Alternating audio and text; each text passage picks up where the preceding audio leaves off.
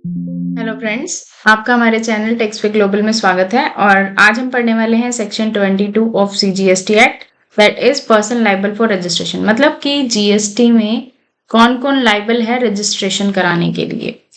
तो ये सेक्शन शुरू करने से पहले मैं आपको बता देती हूँ कि जो भी सप्लायर है, एवरी सप्लायर किसी भी स्टेट या यूनियन टेरिटरी में other than special category state, इसकी हम बाद में बात करेंगे। तो किसी भी स्टेट या यूनियन टेरिटरी में अगर वो टैक्सेबल सप्लाई कर रहा है, जिस स्टेट में वो सप्लाई कर रहा है, जिस स्टेट से सप्लाई कर रहा है, और उसमें जो वो सप्लाई की लिमिट है, वो अगर सप्लाई ऑफ गुड्स है तो लिमिट क्या है, 40 लाख की है प्रेजेंट सिनेरियो में, कि 40 लाख से ऊपर अगर हो जाती है तो उसको जीएसटी में रजिस्ट्रेशन कराना मैंडेटरी है। और अगर गुड्स सर्विसेज का केस है, देन ये लिमिट जो है 20 लाख की है। 20 लाख से एक्सीड कर रही है अगर एग्रीगेट टर्नओवर, देन आपको जीएसटी में रजिस्ट्रेशन कराना पड़ेगा। और जहां तक लिमिट जो बात करती है स्पेशल कैटेगरी स्टेट्स में, वो जो लिमिट है वो 20 लाख की लिमिट है, कि 20 लाख से एक्सीड होने पर जो है ये जीएसटी में लाइबल हो जाते हैं रजिस्ट्रेशन कराने के लिए कोई भी सप्लायर। ठीक है, तो एक बार सेक्शन भी देख लेते हैं कि सेक्शन में पहले क्या बताया गया है। अभी मैंने आपको बता दिया है कि क्या क्या है। सप्लाई के केस में सप्लाई ऑफ गुड्स है,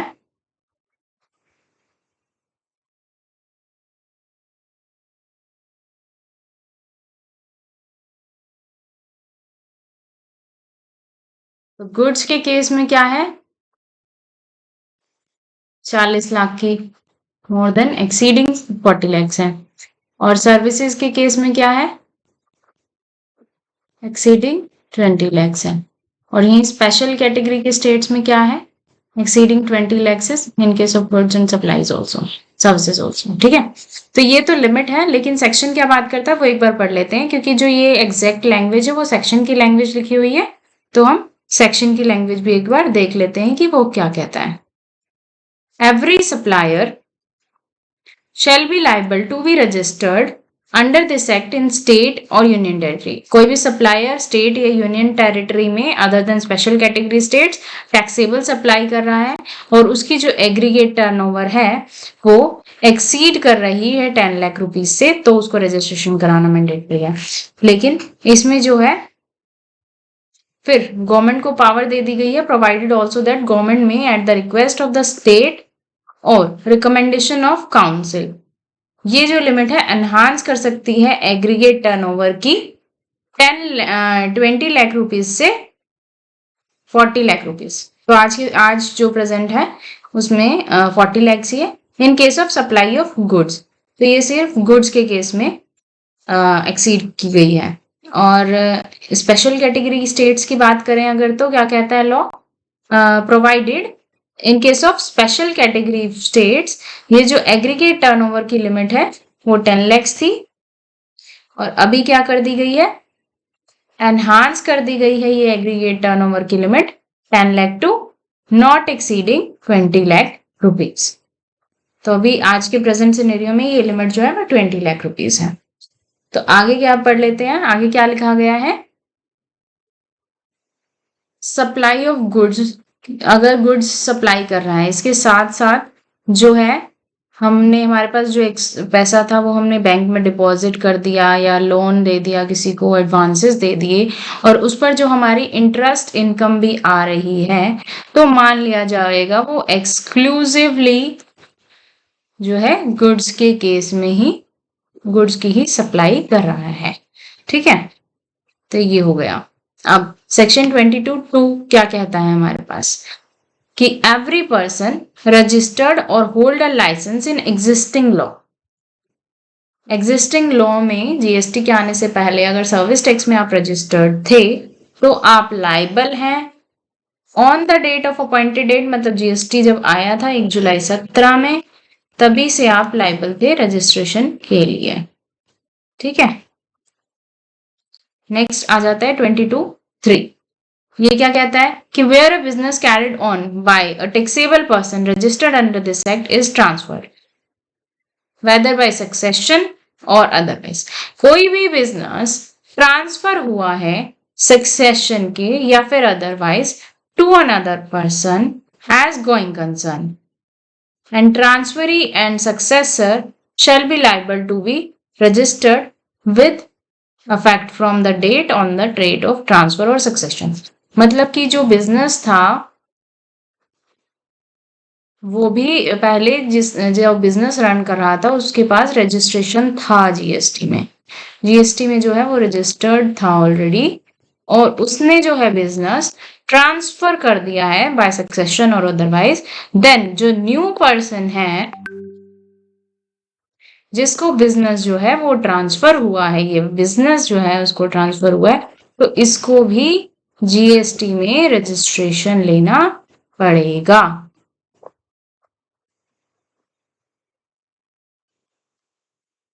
यस, लेना पड़ेगा इसको जीएसटी में रजिस्ट्रेशन।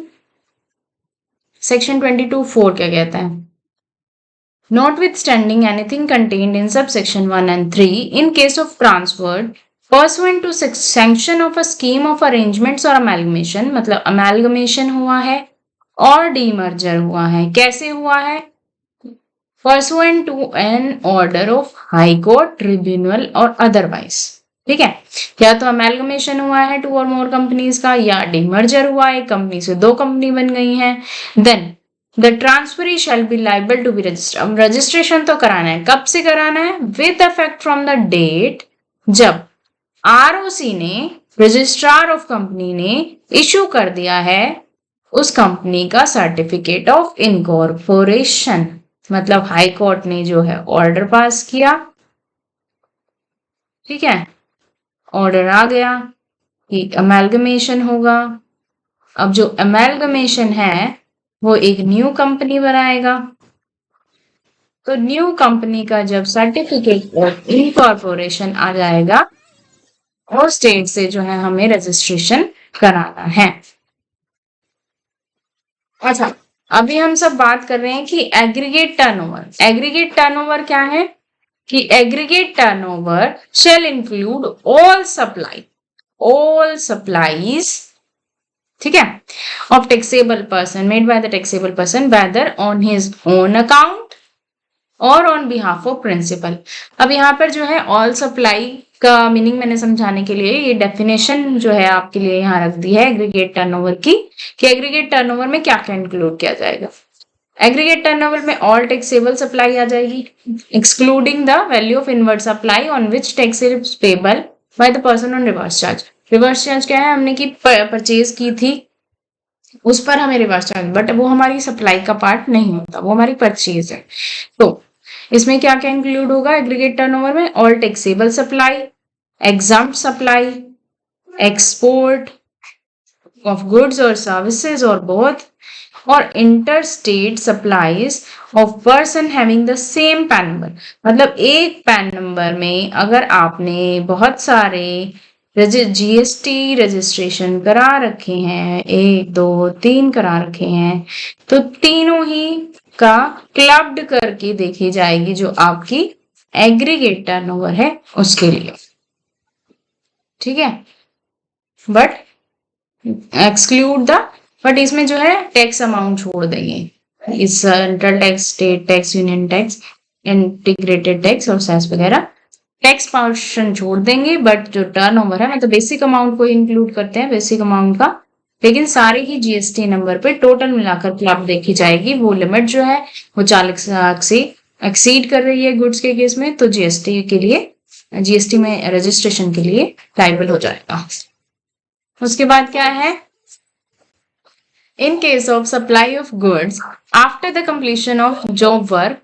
अब वो जॉब वर्कर का केस डिस्कस कर रहे हैं, तो जॉब वर्कर के केस में जो है क्या होगा कि अगर रजिस्टर्ड जॉब वर्कर है उसमें जो है वो सप्लाई जो मानी जाएगी वो प्रिंसिपल की मानी जाएगी, ना कि जॉब वर्कर की, ठीक है। जॉब वर्कर क्या होता है कि काम जो है उसने जो प्रिंसिपल ने है कुछ मटेरियल भेजा, जॉब वर्कर ने उस पर कुछ काम परफॉर्म करा, एंड देन जॉब वर्कर ने उसको वापस प्रिंसिपल को दे दिया या फिर सेल कर दिया, तो वो जो सप्लाई है वो प्रिंसिपल की सप्लाई मानी जाएगी, प्रिंसिपल के अकाउंट में ऐड होगी। अब यहाँ पर हमारे पास जो है स्पेशल कैटेगरी स्टेट, हमने बात करी कि स्पेशल कैटेगरी ऑफ स्टेट्स में जो है कि क्या है कि हमारी जो टर्नओवर की लिमिट है वो कम है। तो वो लिमिट, अब कौन कौन से स्टेट आते हैं स्पेशल कैटेगरी स्टेट में, तो ये बताया गया है कि the expression special category states shall mean the states as specified in clause G of clause 4 of article number 279 of constitution, but except, कौन कौन से स्टेट इसमें नहीं होंगे, जम्मू एंड कश्मीर, अरुणाचल प्रदेश, आसाम, हिमाचल प्रदेश, मेघालय, सिक्किम और उत्तराखंड। इसमें जो है इस आर्टिकल की मैं बात करूं तो इसमें टोटल 11 स्टेट्स हैं। 11 में से जो है ये आपके जम्मू कश्मीर, 2 अरुणाचल प्रदेश, 3, 4, 5, 6, 7 को एक्सक्लूड कर दिया गया है। तो अब हमने आपके लिए यहाँ पे लिख दिए हैं कि जो 4 बचे हैं यही आपके स्पेशल कैटेगरी स्टेट्स हैं, और वो कौन कौन से हैं, मिजोरम, मणिपुर, नागालैंड और त्रिपुरा। तो ये जो स्टेट्स हैं स्पेशल कैटेगरी स्टेट्स हैं, जो कि हमारे यहाँ पर हमने जो लिमिट पढ़ी थी यहाँ पर मेंशन किए गए थे कि स्पेशल कैटेगरी स्टेट्स में जो है एग्रीगेट टर्नओवर की लिमिट क्या होगी। तो एक बार हम समराइज कर लेते हैं। सबसे पहले क्या है कि जीएसटी में रजिस्ट्रेशन क्या है, लेना है कि जिस स्टेट में हमारी टैक्सेबल सप्लाई जो है हम कर रहे हैं, और वो जो एग्रीगेट टर्नओवर है, एग्रीगेट टर्नओवर सबकी क्लब करके देखी जाएगी, और वो जो है गुड्स के केस में मोर देन 40 लैक्स है और सर्विसेज के केस में जो है मोर देन 20 लैक्स है, देन आपको जीएसटी रजिस्ट्रेशन के लिए लाइबल हो गए। और दूसरा, स्पेशल कैटेगरी स्टेट्स में ये लिमिट जो है 20 लाख की है। एग्रीगेट टर्नओवर यही था, और इसके बाद बताया गया था कि अगर इंटरेस्ट हम अर्न कर रहे हैं तो उसमें माना जाए कि हम एक्सक्लूसिवली सप्लाई ऑफ गुड्स में एंगेज्ड हैं। एग्जिस्टिंग लॉ में रजिस्टर्ड थे तो नए में भी लेना पड़ेगा रजिस्ट्रेशन। बिजनेस जो है ट्रांसफर हुआ है, पहले जिसके पास जो था रजिस्टर्ड पर्सन के पास से ट्रांसफर हुआ है, कि जो बिजनेस पहले जिसके पास पहले बिजनेस था वो टैक्सेबल पर्सन था, तो जो न्यू पर्सन को रजिस्ट्रेशन ट्रांसफर हुआ है बिजनेस, उसको भी न्यू रजिस्ट्रेशन लेना पड़ेगा जीएसटी में on the date of such transfer. ठीक है। और अमेलगमेशन या डीमर्जन हुआ है किसी भी हाई कोर्ट, ट्रिब्यूनल और किसी भी ऑर्डर से, और तो वो जो आरओसी में जो न्यू कंपनी का हमारा सर्टिफिकेशन आ जाएगा, certificate of incorporation, that date से जो है जीएसटी रजिस्ट्रेशन लेना पड़ेगा।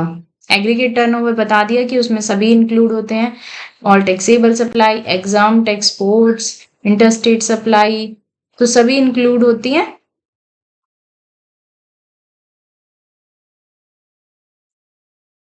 बट टैक्स पोर्शन को छोड़ देंगे। The value of goods after the completion of job worker के केस में क्या है, प्रिंसिपल की सप्लाई मानी जाएगी। और स्पेशल कैटेगरी स्टेट्स में कौन कौन से हैं कि मणिपुर, मेघालय, मणिपुर, मिजोरम, नागालैंड और त्रिपुरा। तो ये हमने पूरा जो है सेक्शन 22 कवर कर लिया है। और अगर आपको कंसेप्ट क्लियर हो गया तो आप इसे लाइक और सब्सक्राइब जरूर कर दे चैनल को। Thank you friends.